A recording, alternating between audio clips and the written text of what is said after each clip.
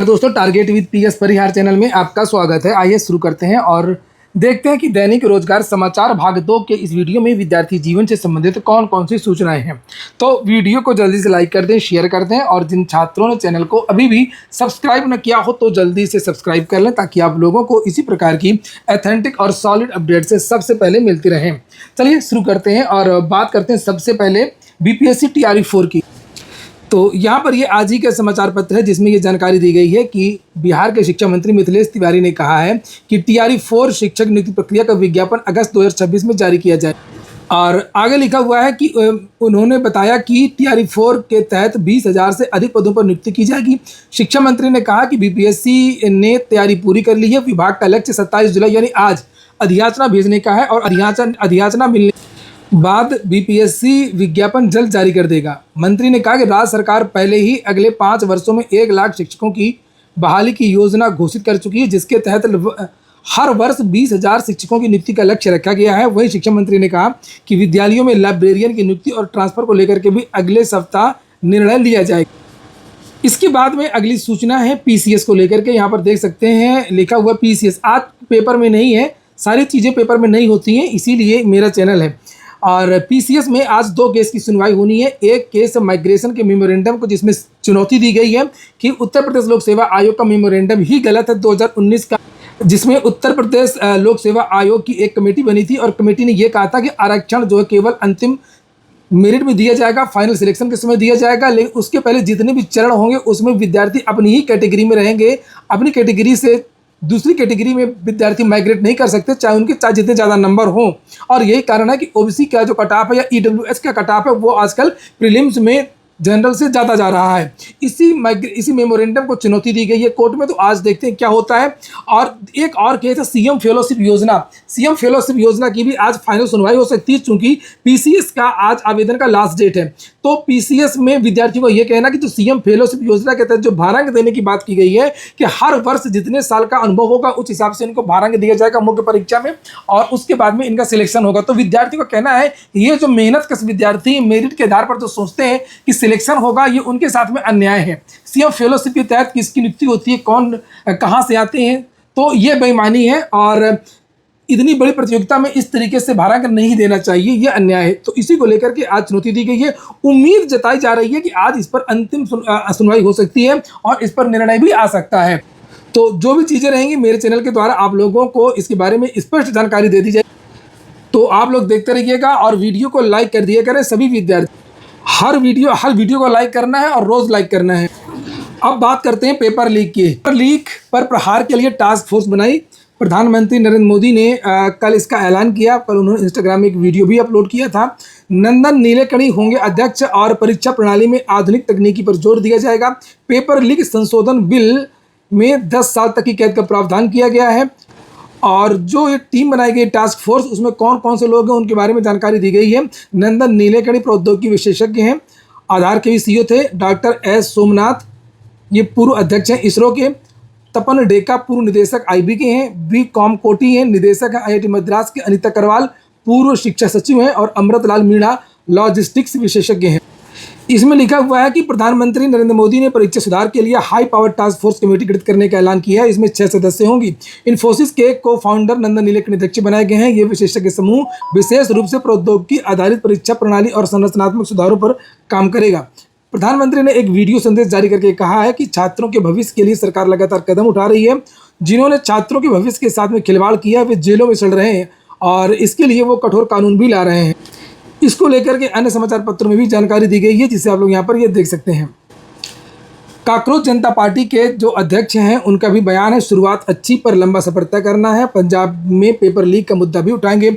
इसको लेकर के भी सवाल उठ रहे थे कि आखिरकार ये मुद्दा क्यों नहीं उठाया जा रहा है, क्योंकि कल पंजाब में भी पेपर लीक हो गया था 2 दिन पहले और विद्यार्थी वहाँ पर मांग कर रहे हैं और सीजेपी की खामोशी कई प्रश्न उठा रही थी। और लिखा है कि दीपिके ने संकेत दिए हैं कि सीजेपी अपनी अगली रणनीति का जल्द ऐलान करे। दीपिके ने संकेत दिए कि सीजेपी अपनी अगली रणनीति का जल्द ऐलान करेगा और उन्होंने कहा कि पंजाब में कथित पेपर लीक का मुद्दा भी उठाया जाएगा। सीजेपी यह मामला नजरअंदाज नहीं करेगी। इसके अलावा उन्होंने सरकार से जारी बातचीत का जिक्र करते हुए कहा कि किसी भी छात्र के खिलाफ मामला दर्ज नहीं होना चाहिए। अगली सूचना है टीजीटी पीजीटी की। एक जानकारी निकल करके आई है। देखिए समाचार पत्रों में तो इसके बारे में कोई जानकारी नहीं दी गई है कि टीजीटी में जीएस हट सकता है। अभी आपने देखा होगा समाचार पत्रों के माध्यम से जानकारी दी गई थी, और जो उप सचिव थे उन्होंने भी कहा था कि टीजीटी पीजीटी भर्ती और असिस्टेंट प्रोफेसर आदि भर्तियों में जीएस रहेगा, नेगेटिव मार्किंग रहेगी। लेकिन मुझे ये जानकारी मिली है, खास जानकारी, कि हो सकता है कि पीजीटी में जीएस रहे और टीजीटी में जीएस हट जाए। किसमें? पीजीटी में रहेगा और टीजीटी में हट सकता है। ठीक है। अभी तो इससे काफ़ी, अगर ऐसा होता है तो बहुत ज़्यादा राहत मिलेगी पुराने विद्यार्थियों को, जिनको अलग से जीएस पढ़ना पड़ रहा है। और इसी बीच में युवा मंच का ये कहना है कि जितनी भी ये समस्याएं हैं जो बदलाव को लेकर के, चाहे वो निगेटिव मार्किंग को लेकर के हो, चाहे वो अर्हता को लेकर के हो, इसमें जो सबसे बड़ी चीज़ है कि अगर पुरानी नियमावली पुरानी तरह से भर्ती होती है टीजीटी पीजीटी की, तो उसका फ़ायदा सारे विद्यार्थियों को होगा और सारी समस्याओं का हल पुरानी नियमावली ही। इसको लेकर के रीता बहुगुणा जोशी को भी विद्यार्थियों ने पत्र लिखा, सांसदों विधायकों को पत्र लिख रहे हैं, यहाँ पर ये देख सकते हैं। और रीता बहुगुणा जोशी ने, जो पूर्व कैबिनेट मंत्री रह चुकी हैं, प्रयागराज के सांसद भी रह चुकी हैं, इन्होंने भी ये पत्र लिखा है, जिसे आप लोग देख सकते हैं माननीय मुख्यमंत्री जी को, और जिसमें इन्होंने भी युवा मंच की जो मांग है कि टीजीटी पीजीटी जो आने वाली भर्ती है वो पुरानी योग्यता से है, तो उसको लेकर के इन्होंने भी पत्र लिखा है। देखते हैं क्या होता है। इसके पहले राजा भैया ने भी पत्र लिखा था, राजा भैया के पास भी विद्यार्थी गए थे।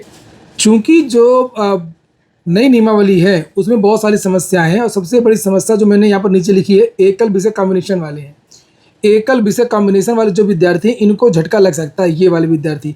अभी आपने देखा उत्तर प्रदेश लोक सेवा आयोग से वैकेंसी जो आई थी एलटी ग्रेड, उसमें बहुत सारे विद्यार्थियों को बाहर किया गया, जिन विद्यार्थियों ने अलग अलग विश्वविद्यालय से एक विषय से उन्होंने स्नातक किया था। जैसे अगर आप सामाजिक विज्ञान के बारे में हम लोग बात करें तो सामाजिक विज्ञान में 4 चीज़ें होती हैं, 4 में से 2 सब्जेक्ट होने चाहिए, जैसे इतिहास, भूगोल, अर्थशास्त्र, राजनीति विज्ञान। इन चारों में से 2 होने चाहिए कोई भी। और अगर आपका स्नातक में नहीं है, बाय द वे आपका केवल इतिहास, इसके अलावा कुछ अन्य विषय हैं, तो विद्यार्थी राजाजी टंडन, इंदिरा गांधी ओपन यूनिवर्सिटी और अन्य यूनिवर्सिटी से एक विषय में कोर्स कर लेते थे। लेकिन जो उत्तर प्रदेश लोक सेवा आयोग है, उसने राजेश टंडन की जो मार्कशीट एक विषय की, उसको नहीं माना। उन्होंने कहा कि ये कोर्स है, हमने सर्टिफिकेट की बात की है, उसको उन्होंने स्नातक का विषय माना ही नहीं, सर्टिफिकेट कोर्स माना, जिससे बहुत सारे विद्यार्थी बाहर हो गए। हालांकि राजेश टंडन यूनिवर्सिटी ने लिख करके दिया इसको स्नातक के बराबर माना जाए, स्नातक का विषय माना जाए, लेकिन वो नहीं माना भी, मामला कोर्ट में चल रहा है। और यही चीज़ें आप लोगों की शिक्षा सेवा चयन आयोग में भी हो सकती हैं, क्योंकि जो जीआईसी की जो योग्यता है उसी को शिक्षा सेवा चयन आयोग अपना रहा है। आपने देखा भी होगा, बयान है नियमावली भी जो जारी हुई थी दोनों की अलग अलग, उसमें भी लगभग एक रूपता ही थी। तो इसमें कहा भी गया है कि आपका 2 विषय से स्नातक होना चाहिए, तो ये मानेगा नहीं, इसमें भी ये समस्या हो। तो इसके लिए भी जो है रास्ता पुरानी नियमावली है। पुरानी नियमावली अगर जारी से भर्ती आएगी तो ये सारे विवाद नहीं आएंगी। इसी तरीके से प्रवक्ता भर्ती में भी कुछ विषयों को लेकर के है कि संस्कृत होना चाहिए स्नातक में और हिंदी होना चाहिए आपका स्नातक में, तब आप प्रवक्ता संस्कृत हिंदी के लिए आवेदन कर सकते हैं, हिंदी के लिए। तो 2 चीज़ें हो सकती हैं, एक तो ये कि ये विद्यार्थी जितने भी हैं अपना कोशिश कर लें कि शिक्षा सेवा चयन आयोग में जा कर के कि ये एक विषय वाला क्या, अगर एक विषय को मान्यता देनी है तो इसके लिए जो आवेदन मांगे जाएंगे 15 अगस्त के आसपास से, तो उसमें इसको लेकर के स्पष्टता रहे। ऐसा नहीं है कि आप लोग फॉर्म भरने लगे, पता लगा वो ऑप्शन ही नहीं आ रहा कि अलग सब्जेक्ट का नंबर कहाँ डालना है, कैसे लिखना है, क्या करना है। या अगर आपने फॉर्म भर भी लिया तो रिजेक्ट हो जाए तो क्या फ़ायदा इस तरीके से। तो आयोग जाकर के दबाव बनाएं, आयोग जाकर के बताएं, या निदेशालय चले जाए तो ज़्यादा बेहतर है, क्योंकि सारी की सारी जो चीज़ें वो निदेशालय से ही होती हैं। आयोग जाएंगे तो आयोग भी निदेशालय से संपर्क करेगा कि विद्यार्थियों ने ये ज्ञापन दिया है, क्या मामला, इसको कैसे दुरुस्त किया जा सकता है। तो एकल विषय से जिन विद्यार्थियों ने अलग से कॉम्बिनेशन के लिए कोर्स किया, तो वो विद्यार्थी निदेशालय जाकर के बात कर सकते हैं और कोशिश करें अगर कि पुरानी नियमावली से ही अभी भर्ती आए तो ज़्यादा बेहतर। आप लोग क्या कहते हैं कमेंट बॉक्स में बताइए। अगली सूचनाएं हैं कुछ भर्तियों को लेकर के, तो यहाँ पर ये भर्ती निकली है, ये देख सकते हैं, भारतीय अंतरिक्ष अनुसंधान इसरो से वैकेंसी आई है सहायकों की, असिस्टेंट की, जूनियर पर्सनल असिस्टेंट की, अपर डिवीजन क्लर्क की और स्टेनोग्राफर की वैकेंसी है। इसमें पदों की संख्या नीचे लिखा हुआ है, ये देखिए पद 111 ये हैं, एक और 81 ये हैं, 22 ये हैं, 10 ये हैं, 17 ये हैं और ये एक।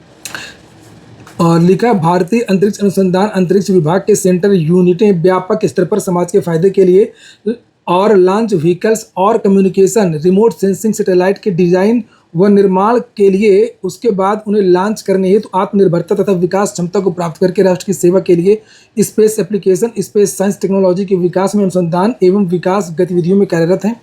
और यहाँ से इन पदों के लिए ये आवेदन निकाले गए हैं। तो ये विस्तृत जानकारी आपको इनके नोटिफिकेशन से मिलेगी और ये नोटिफिकेशन आपको इनकी वेबसाइट पर मिल जाएगा, क्योंकि इसमें अलग अलग प्रकार के पद हैं। कौन से असिस्टेंट के हैं, कौन से जूनियर असिस्टेंट के हैं, कौन से स्टेनोग्राफर के पद हैं, ये अधिक जानकारी आपको वहीं पर मिलेगी। जाकर के देख लीजिए, अपनी योग्यता के अनुसार आवेदन कर दीजिए।